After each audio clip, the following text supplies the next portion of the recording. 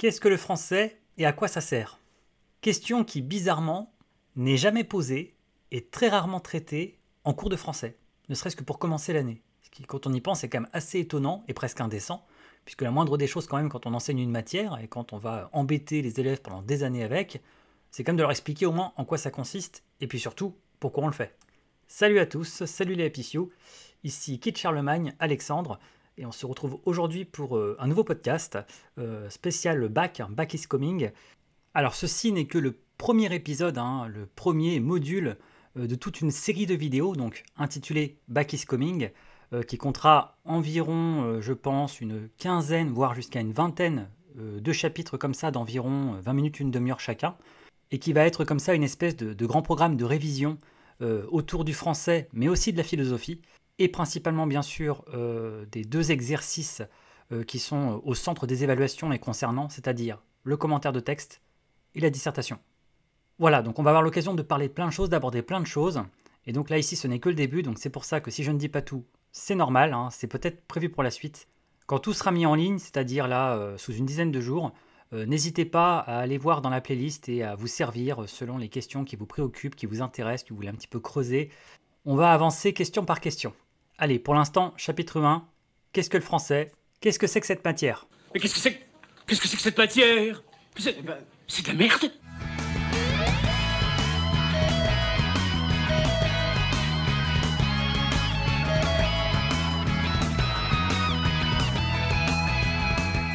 En fait, le français, ce qu'on constate, c'est que c'est une matière un petit peu fourre-tout. C'est-à-dire qu'en fait, c'est une matière un petit peu à tiroir. Autant quand on commence à faire du français en CP, c'est effectivement du français, c'est-à-dire que c'est vraiment apprendre le français en tant que langue, autant très rapidement, très très vite, déjà même dès la fin de la primaire, dès le CM2, mais encore plus évidemment avec le collège et encore plus avec le lycée, le français se déploie de plus en plus dans différentes directions et montre différentes facettes et finit par être une matière multiforme, un protéiforme, qui en fait cache plein de matières dans la matière. Alors bien sûr, encore une fois, on a le français en tant que langue, le français en tant que linguistique, la langue française bien sûr, règles de grammaire, orthographe, expression écrite, etc.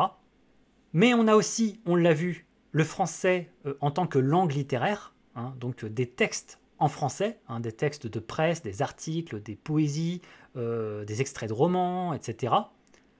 On a le français du coup en tant que littérature, la littérature française en tant que patrimoine littéraire. Donc là évidemment c'est ce qui regroupe tous les plus grands auteurs et les mouvements littéraires, le romantisme, le classicisme, le réalisme, le naturalisme, les poètes de la Pléiade, l'humanisme, etc.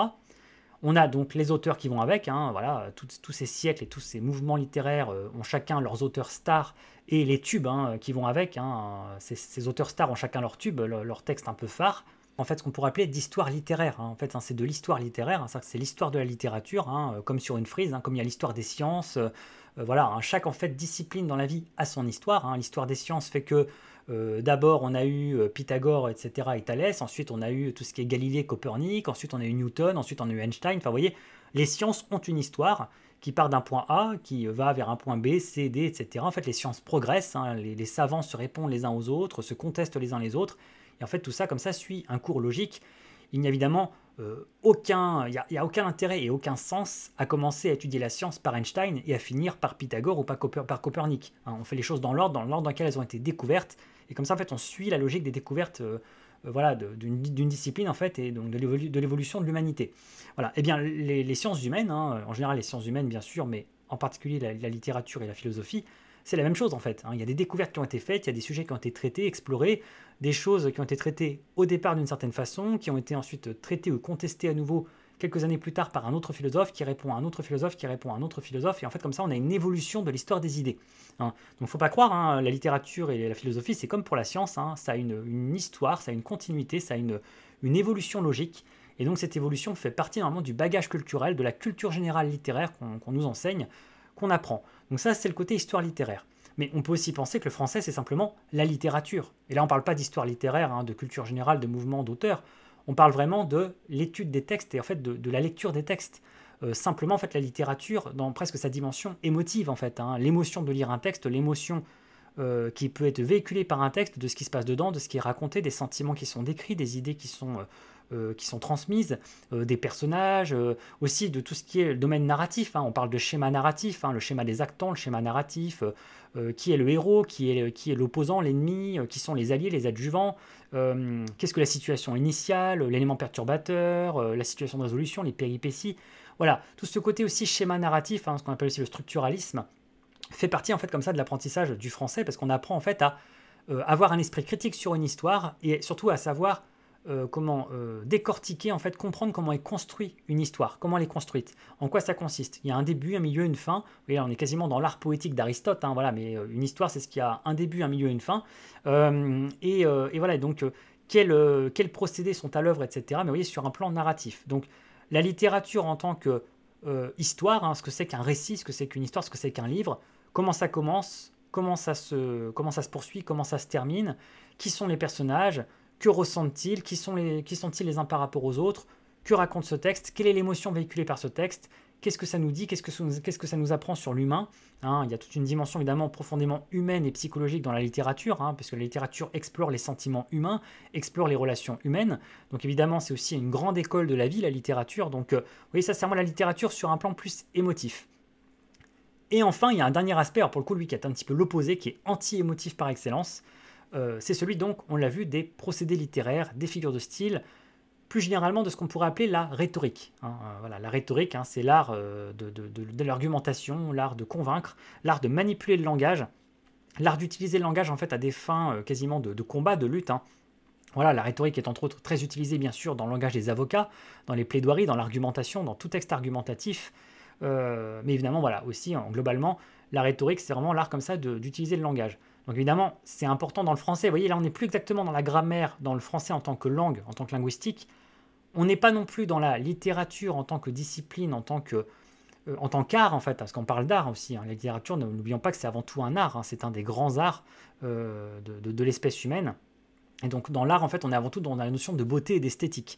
Mais là, on est plus, vous voyez, là, on n'est pas tant dans l'art que dans les techniques de cet art, hein. Parce qu'évidemment, pour aboutir à cette beauté, à cette esthétique, à ces émotions, effectivement, les écrivains vont avoir recours à des figures de style, à des procédés, plus ou moins consciemment au passage, hein. Certains ne le font pas consciemment, certains le font très instinctivement, par talent, par don.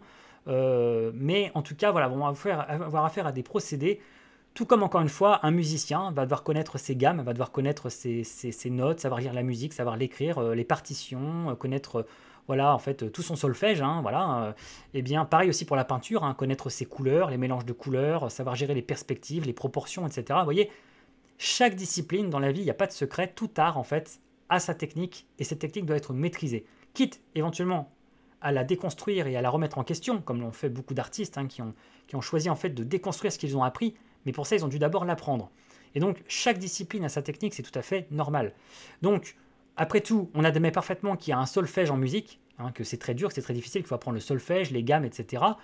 On admet parfaitement qu'il y a une technique en dessin, hein, qu'il y a des perspectives, des proportions, qu'on ne peut pas faire n'importe quoi si on veut faire du figuratif et du réaliste. Il y a toute une technique, un savoir-faire à apprendre dans le domaine du dessin et de la peinture.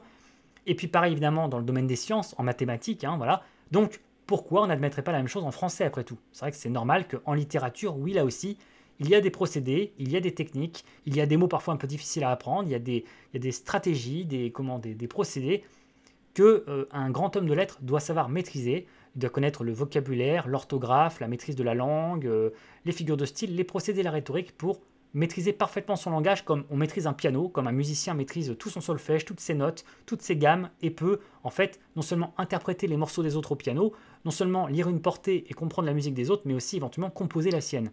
Voilà, donc si on veut devenir un peu comme ça un virtuose de la langue française, ou un virtuose en tout cas de son langage, et en tout cas savoir écrire de beaux mails, savoir s'exprimer, écrire de beaux messages, de beaux SMS, savoir s'exprimer avec le sexe opposé, écrire de jolies lettres, ou simplement bien parler dans la vie, se faire comprendre, comprendre les autres, argumenter, etc., eh bien, le français va servir à ça. Et vous voyez là, en parlant de tout ça, je commence déjà à répondre à la question suivante, hein, que je voulais poser, qui était à quoi sert le français? Qu'est-ce que le français et à quoi ça sert? Et vous voyez, qu'est-ce que le français? On l'a vu, et à quoi sert le français? On commence à le voir. Le français, j'ai pu constater, on le constate tous, hein, que les élèves ont tendance à très rapidement, c'est peut-être la faute de la matière elle-même, c'est peut-être la faute des professeurs parfois, ou du programme, mais les élèves ont tendance à très vite perdre de vue à quoi ça sert le français. En fait, hein, ils savent que c'est une matière qui est importante, elle est très, il y a beaucoup d'heures, elle pèse lourd dans les coefficients. Mais très rapidement, et surtout avec le virage du collège, et encore pire avec le virage du lycée, les élèves commencent un peu à perdre pied, ceux en tout cas qui n'ont pas la fibre littéraire, et même ceux qui ont la fibre littéraire au passage. Je dois dire, hein, même moi qui étais un littéraire forcené, je peux vous dire que le français tel qu'il était enseigné au lycée n'avait rien d'évident pour moi. Hein, voilà. C'est bien pour ça d'ailleurs que je prends la peine d'en parler ici, de prendre un petit moment pour discuter de ce que c'est que le français et à quoi ça sert, parce que je peux vous dire que ça n'a rien d'évident. Moi-même, j'ai été déconcerté, déçu, vraiment horrifié par ce qu'était le français au lycée, presque dégoûté, j'ai envie de dire, alors que moi j'aimais la littérature, j'aimais les textes, j'étais déjà très, très touché par certains auteurs, j'aimais déjà la littérature classique, j'aimais déjà écrire, donc j'étais pourtant très disposé, très bon client du français en tant que matière, mais c'est vrai qu'ils ont failli me perdre au lycée, parce que clairement, moi, les figures de style, les procédés, décortiquer un texte, le suranalyser, creuser le pétrole, ça ne m'amusait pas et ça ne m'intéressait pas. Et le commentaire de texte, ça me faisait fuir comme exercice. Donc c'est tout à fait normal de ne pas aimer ça. On peut très bien être quelqu'un de sincèrement intéressé par la littérature ou par les lettres et ne pas aimer ça. Malheureusement, c'est pas nous qui faisons les règles, c'est pas nous qui choisissons ce qu'il faut étudier et comment il faut l'étudier. Donc le fait est que pour le bac, on est évalué sur certains exercices et que ces exercices-là reposent sur ces choses-là. Voilà, donc bon, écoutez, hein, on refera le monde une autre fois avec plaisir. Mais là, voilà, il s'agit de comprendre, en gros, ce qu'on attend de nous, pourquoi on fait ça, tant qu'à faire, essayer de se consoler en voyant que ça a une certaine utilité, que ça a un intérêt, et de s'y préparer le mieux possible. Alors, quand on parle du français, on parle évidemment à la base de la langue française, hein, de ce qu'est que le français en tant que langage. Donc le français, en tant que matière scolaire, à la base, c'est tout simplement la matière qui consiste à apprendre notre langue. Alors évidemment, c'est un peu particulier puisqu'il s'agit de notre langue maternelle. Donc comme c'est notre langue maternelle, on ne l'apprend pas comme on apprend l'espagnol, l'anglais, l'allemand, le russe, le japonais ou quoi que ce soit. On arrive, quand on commence à faire du français, donc en CP, hein, à 6-7 ans, on maîtrise normalement déjà en fait notre langue. Hein. Bien sûr, on n'a pas encore un vocabulaire ultra riche, ultra vaste, hein, plein de mots qu'on ne connaît pas encore, on apprend encore à parler quelque part, mais normalement en tout cas, on parle déjà à peu près correctement, on a développé le langage, on n'est plus ce qu'on appelle en latin un infant. Hein. Infant, l'enfant là-bas, c'est celui qui ne parle pas, hein. Ça fait déjà un petit moment qu'on parle, on a commencé à développer le langage il y a un petit moment, et donc là en fait on est normalement prêt pour commencer à apprendre à lire et à écrire. Et donc c'est bien de cela dont il va s'agir. Le français à la base, tel qu'on l'entend quand c'est notre langue, de même que les gens qui sont anglophones font de l'English, font de l'anglais, les gens qui sont hispanophones font de l'espagnol. Quand des gens d'une certaine langue ont cette langue comme matière principale à l'école, évidemment, voilà, il ne s'agit pas forcément de l'apprendre de zéro, complètement à zéro, mais ceci dit, c'est pas non plus complètement différent de ce qu'on fait quand on apprend voilà, n'importe quelle langue étrangère dans la vie. Puisque quand on est en primaire, hein, là on parle bien pour l'instant du primaire, le français, ça consiste, hein, on s'en souvient tous, à apprendre les règles de grammaire de notre langue. On apprend la graphie, hein, l'écriture, hein, donc à former des lettres, à tracer des lettres, mais ces lettres-là, avant, on les a apprises en tant qu'alphabet, hein, donc on apprend l'alphabet. Cet alphabet nous sert lui-même à apprendre à déchiffrer, à lire les mots. Ces mots, on les déchiffre généralement en ayant appris ce que sont que les syllabes, en fait, hein, à associer comme ça des lettres qui ensemble forment des sons et des mots. Bref, voilà, donc les premières années de français qu'on a dans notre vie, donc les années de primaire, hein, donc CP, CE1, CE2, CM1, CM2, sont des années d'apprentissage et de consolidation de notre connaissance de notre propre langue, hein, d'apprendre à la lire, d'apprendre à la déchiffrer, d'apprendre à l'écrire correctement, écrire au sens graphie, mais aussi l'écrire bien sûr au sens l'expression écrite, apprendre à faire des phrases, hein, sujet, verbe, complément, apprendre la conjugaison, apprendre les mots connecteurs, les conjonctions de coordination, de subordination, les phrases affirmatives, les phrases négatives, les phrases interrogatives, exclamatives, etc. On apprend du vocabulaire, on apprend aussi des poésies par cœur, hein, on fait des autodictées, on fait des dictées, donc on apprend l'orthographe, on apprend aussi, on fait travailler la mémoire, on apprend aussi à prononcer, à s'exprimer, hein, donc voilà, réciter des poésies, ça sert à ça. Enfin, voilà, on a tout ce travail autour de la langue pour se mettre à niveau déjà sur sa langue maternelle, déjà ne serait-ce que son propre langage, savoir le maîtriser, pour tout simplement en fait passer de analphabète à alphabétisé. Hein, voilà, hein, pas confondre avec l'illettrisme. Hein. Être illettré, c'est une notion un peu plus large en fait. Hein. Être lettré ou illettré, hein, voilà, ça touche plutôt au fait d'être familiarisé avec les textes, avec la lecture, etc. Mais ça ne veut pas forcément dire être analphabète. Hein. Analphabète, c'est vraiment qu'on ne peut pas lire l'alphabet, on ne maîtrise pas le langage, on ne maîtrise pas les mots, la lecture et l'écriture. Voilà, vraiment les compétences de base qui sont censées en fait former en gros le bagage générale de n'importe qui, c'est-à-dire qu'en fait, même les personnes les moins diplômées, normalement dans le pays ou voilà, dans le monde en général, enfin voilà, dans le système scolaire, même les personnes les moins diplômées sont censées en fait maîtriser ce bagage commun minimum. Bon, on ne va pas rentrer dans les polémiques comme quoi, effectivement, ça fait maintenant pas mal d'années qu'on constate que parfois ces acquis minimums ne sont pas maîtrisés, et donc ça donne en fait des problèmes après dans le collège et dans le lycée, parce que des gens arrivent qui ne savent même pas vraiment écrire, pas vraiment conjuguer, former des phrases, bref, qui ne sont pas du tout à l'aise avec le langage, ce qui va poser des gros problèmes dans des matières qui demandent ce prérequis, qui demandent cette compétence de base, hein, bien solidement acquise. Donc voilà, donc ça c'est les années de primaire avec le français. Normalement, à ce stade, on a commencé aussi à en fait faire un petit peu de lecture. En tout cas, si c'est pas de la lecture par soi-même, normalement, voilà, aussi bien les maîtres, hein, ou les maîtresses, hein, donc les instituteurs ou les institutrices, font un peu la lecture aux élèves, les familiarisent avec les livres, leur font emprunter des livres à la médiathèque, parfois les parents accompagnent cela, lisent des histoires le soir. Bref, il y a aussi un début d'apprentissage avec l'objet livre, en fait, hein, avec le fait d'aller vers le livre, vers la lecture, d'apprendre à lire en autonomie, à déchiffrer tout seul, tout ça, peut-être même de s'intéresser à ça, évidemment. Donc le français au départ, c'est de fait, effectivement, davantage une matière linguistique, hein, voilà, finalement, c'est pas exactement comme on apprend l'anglais ou l'espagnol, mais quasiment en fait, hein. On apprend notre propre langue comme on apprend une langue étrangère. On apprend à la maîtriser dans ses codes, dans ses règles, dans ses exceptions. Je sais qu'elles sont nombreuses malheureusement, dans ses quelques complications. Tout cela est normalement facilité par le fait que c'est notre langue, donc normalement voilà, on a quand même une bonne base. Mais selon l'aisance de chacun avec le langage, etc., ça peut être plus ou moins difficile comme apprentissage, plus ou moins fastidieux. Mais voilà en tout cas de quoi il s'agit en primaire. Alors, par la suite arrive le collège, et donc c'est là vraiment que le premier gros virage s'opère, et donc qu'on entre vraiment dans quelque chose qui sonne plus comme le français tel qu'on l'entend tous.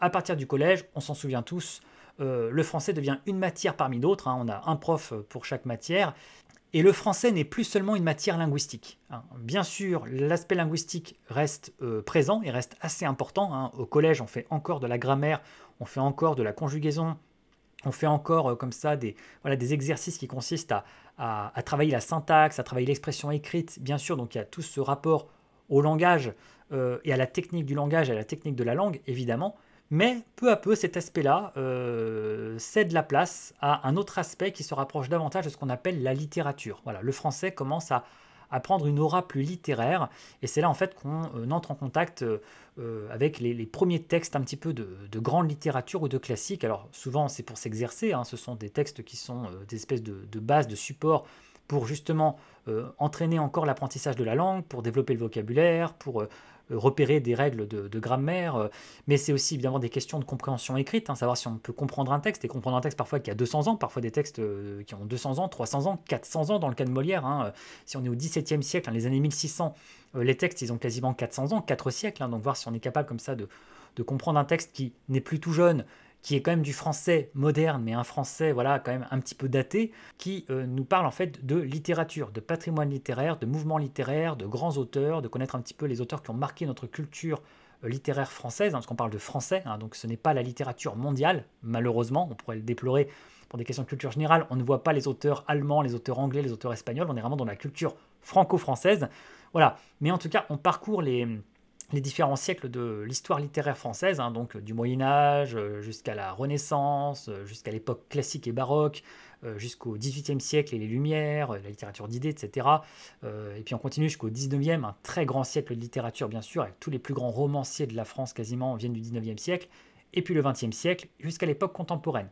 Voilà, avec bien sûr généralement au cours de ces années de français au collège, voilà, quelques lectures généralement un peu imposées, voilà, obligatoires, hein, et puis des fiches de lecture parfois à faire aussi, hein, nous apprendre à faire une fiche de lecture, à lire un livre en autonomie tout seul, à être capable en fait de le résumer, d'en parler à quelqu'un d'autre, de le conseiller ou de le déconseiller, de dire ce qu'on a aimé, ce qu'on n'a pas aimé.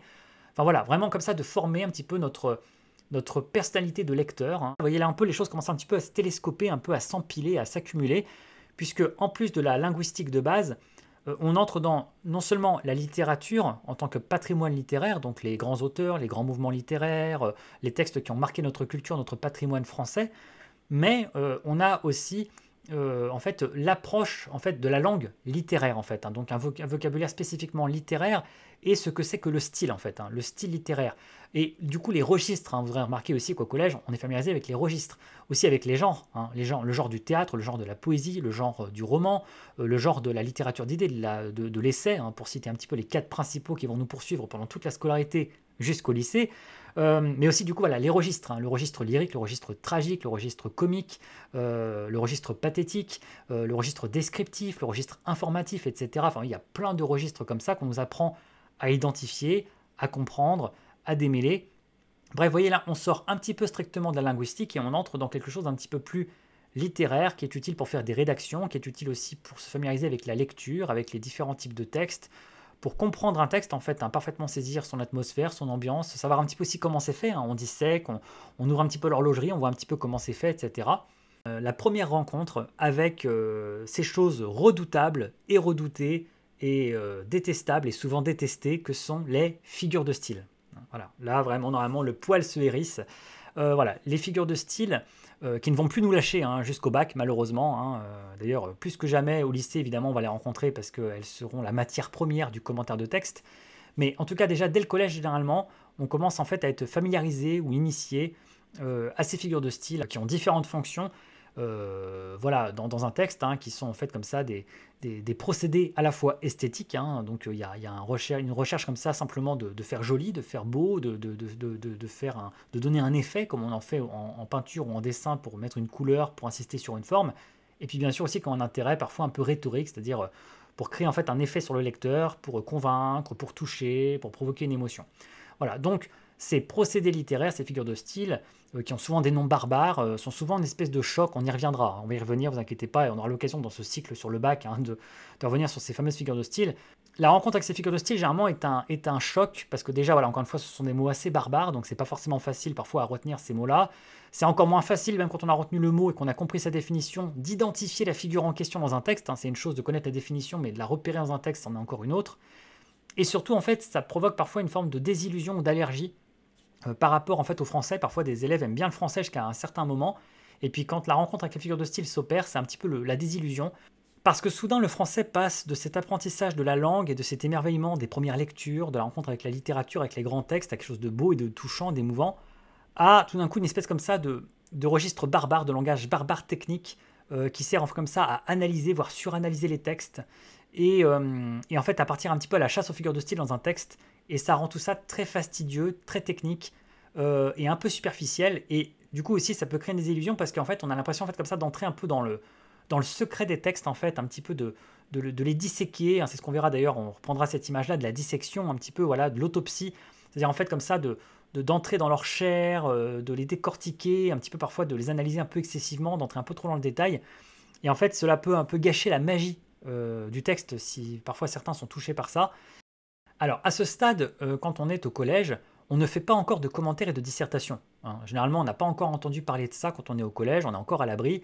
Ce qu'on connaît en revanche, c'est l'écriture d'invention, hein, voilà, hein, la fameuse écriture d'invention qui aujourd'hui est une épreuve encore au brevet des collèges, hein. Au brevet des collèges, on a un exercice d'écriture d'invention.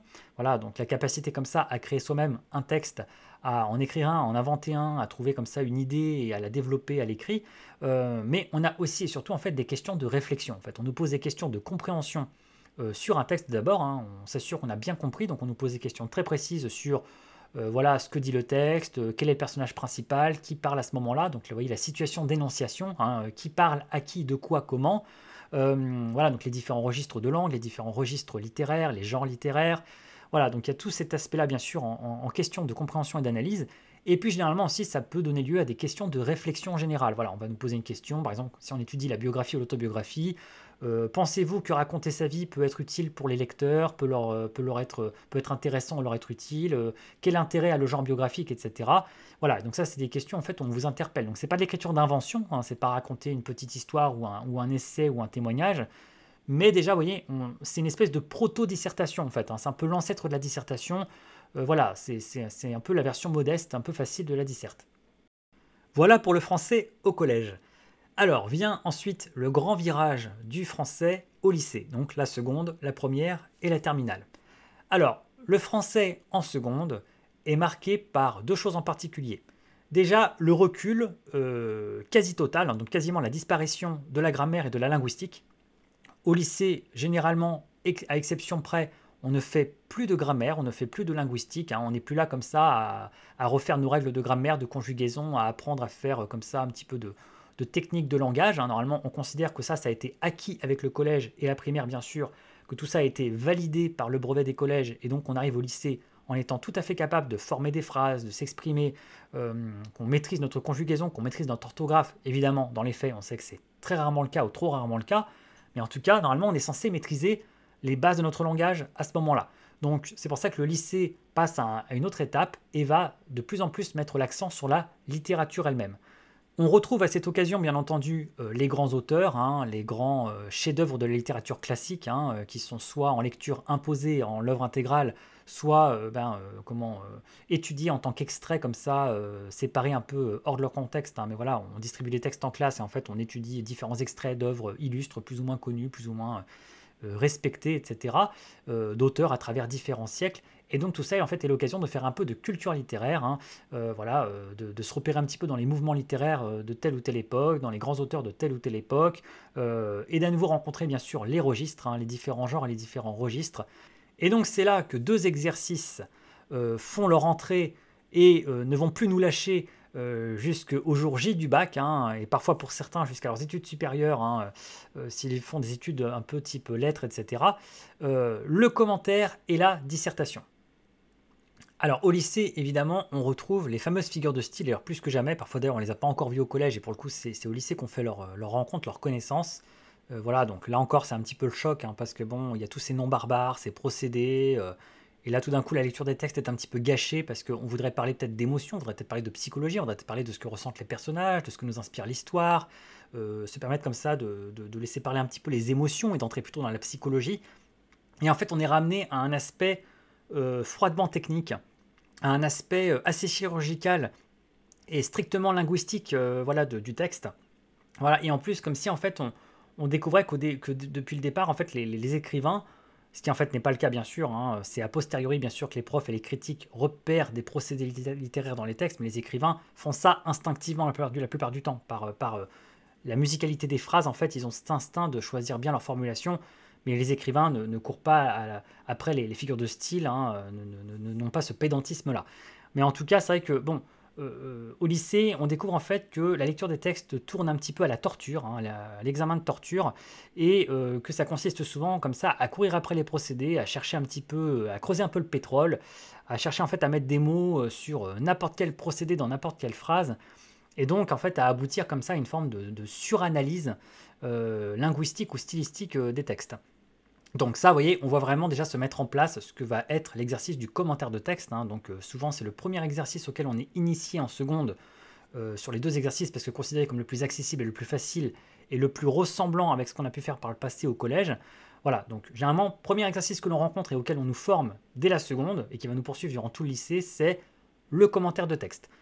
Je ne m'attarde pas ici sur le commentaire de texte puisque j'ai évidemment une vidéo dédiée exprès au commentaire de texte, hein, et puis bien sûr plusieurs autres encore qui parleront de ça, qui donneront une espèce de méthode détaillée sur comment faire un bon commentaire de texte pour le bac.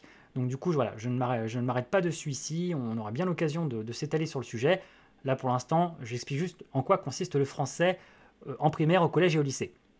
Donc, une fois qu'on a été initié au commentaire de texte, on passe au cran au-dessus, et là, on est généralement initié, hein, formé au deuxième grand exercice du baccalauréat français, des études de lettres françaises, qui est la dissertation. La dissertation.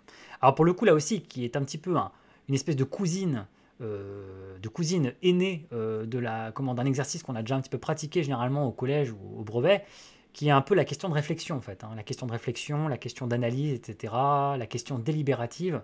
Voilà, généralement on a un petit peu tâté de l'exercice, mais la dissertation, évidemment, là, on entre vraiment dans la cour des grands, puisque, évidemment, les proportions de l'exercice ne sont pas du tout les mêmes.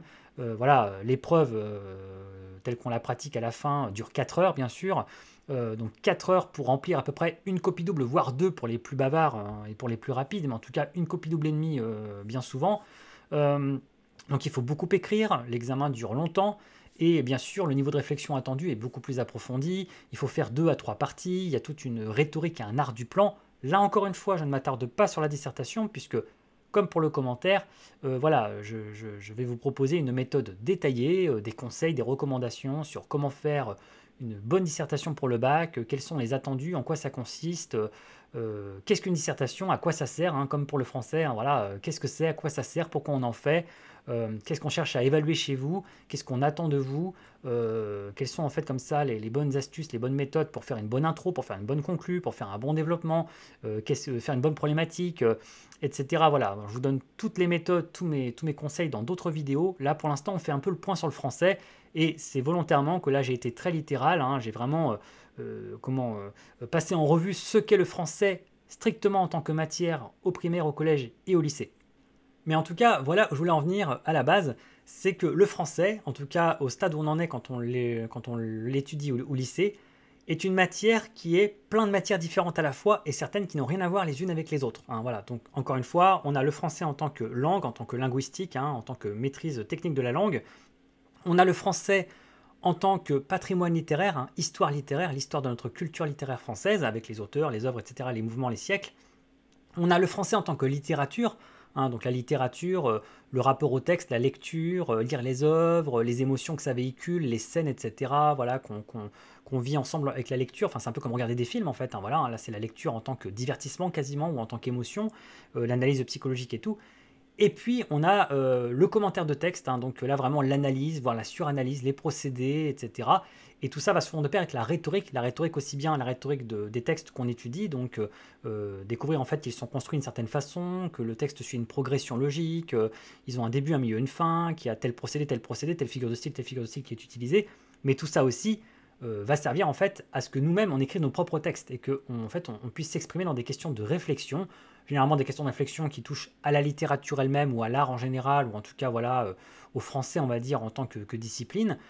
Et donc la dissertation va mobiliser chez nous cette capacité à notre tour à prendre la plume, en fait, à écrire, à s'exprimer correctement, bonne orthographe, bonne maîtrise de la langue technique, bonne argumentation, art d'argumenter, de la rhétorique, mais aussi de la culture générale en fait, hein, puisque évidemment pour argumenter dans une dissertation, il faut de la culture générale, de la culture littéraire, parce qu'il faut des exemples. Si vous n'avez pas d'exemples, si vous n'avez pas de références, hein, des refs, vous ne pouvez pas argumenter correctement. Donc, vous voyez un petit peu comment tous les aspects assez différents, assez multiples de la matière finissent par se combiner à la fin et vont tous être évalués un peu en même temps à la fois dans le même exercice. Aussi bien dans un commentaire que dans une dissertation, en fait on va évaluer un peu, ça va fusionner un petit peu tous les domaines. Alors le commentaire va mettre l'accent bien sûr sur la compréhension de texte et sur la capacité à expliquer le texte d'autrui avec ce qu'il faut de culture générale bien sûr pour le situer dans un contexte de littérature dans les siècles, dans les mouvements, mais surtout évidemment l'arme, en fait, la matière première du commentaire de texte, ça va être évidemment les figures de style, ça va identifier tous les procédés en fait en mesure d'expliquer comment l'auteur en fait arrive à transmettre son message et ses émotions et ses idées en disant les choses d'une certaine façon et pas d'une autre, et avec quel procédé, alors que la dissertation va évaluer davantage en fait votre capacité, vous, à vous exprimer, vous, à écrire un texte, vous, en fait, à répondre à une question qu'on vous pose, et en fait à la façon dont vous allez argumenter, aussi bien l'art de mettre ses idées dans un certain ordre pour que ce soit le plus efficace possible, hein, mais aussi en fait les exemples que vous allez mobiliser et votre culture générale en fait, hein, comment vous avez plein de connaissances, que vous connaissez plein de choses en littérature, en poésie, en théâtre, etc., en roman, mais aussi éventuellement peut-être en cinéma, en musique, en tout cas tout ce qui est mobilisable pour en fait bien faire valoir votre point de vue et pour être convaincant. Voilà ce que je pouvais vous dire concernant donc cette première question, qu'est-ce que le français, qui en appelle aussitôt une autre, hein, qui est à quoi ça sert. Et ça, donc, ce sera la question suivante, hein, juste après, là, dans la deuxième vidéo qui suit immédiatement. Et puis, bien sûr, comme je vous le disais, hein, puisqu'il s'agit ici d'un cycle de vidéos nommé Back is Coming, qui comptera environ une vingtaine de modules d'environ 20 minutes, une demi-heure chacun, eh bien, voilà, si d'autres questions vous intéressent, vous préoccupent, s'il y a des sujets qui vous concernent plus directement, n'hésitez pas à vous promener dans la playlist quand celle-ci sera bien à jour. Et voilà, à trouver ce qui vous intéresse, ou alors à regarder l'ensemble éventuellement, hein, puisque ça fonctionne comme une espèce de grand programme de révision ou de formation sur le français, la philo, le commentaire et la dissertation. Ce sera avec plaisir. Voilà. Et n'hésitez pas bien sûr aussi, si vous en avez, à me poser des questions en commentaire, à réagir éventuellement. Mais en tout cas, voilà, si vous avez des questions plus précises, etc., je me ferai un plaisir d'y répondre. C'est aussi le but, hein, c'est de vous accompagner dans l'espace commentaire pour des questions plus personnalisées. Voilà, je crois que je vous ai tout dit. Sur ce, je vous remercie de votre écoute, hein, de ce début d'écoute, en espérant que ce n'est qu'un début, de vous retrouver dans les vidéos suivantes. Et d'ici là, bien écoutez, bonne révision à vous, bon courage, et je vous dis à la prochaine. Salut les Happy Few!